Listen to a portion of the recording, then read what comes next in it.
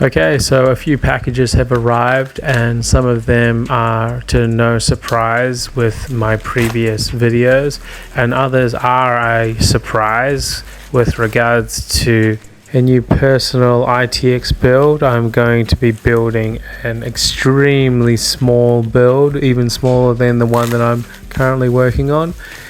But anyway, the first box has finally arrived. This one I'm really excited about, and I am just going to reveal it.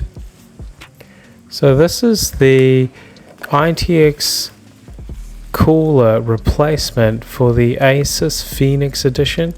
As some of you saw in my last video, it was found out through Reddit and through my own experience that the Asus Phoenix 3060 actually is more than 2 slots in size, but I found this alternative solution on AliExpress to replace the heatsink with one of smaller size. So the measurements kind of work out, and I'm really banking on this cooler as a replacement, so then I can use the Asus Phoenix 3060 in future builds with this replacement cooler. But we'll let you guys know how that goes once I do install it. But I am going to be moving on to the next couple boxes.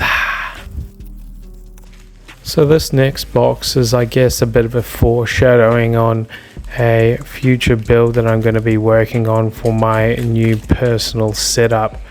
Now, this is going to actually remove a lot of space within the ITX build, and it comes in the form of a power bank.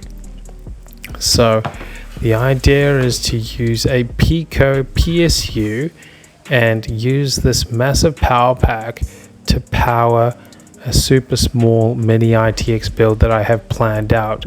Now, I'm just waiting for the parts, but I can confirm that this is 240 volts and this is a little connector, and it's almost like a bit of a laptop sort of setup, but this is an alternative to using even an SFX PSU, or I don't know, like a smaller PSU size.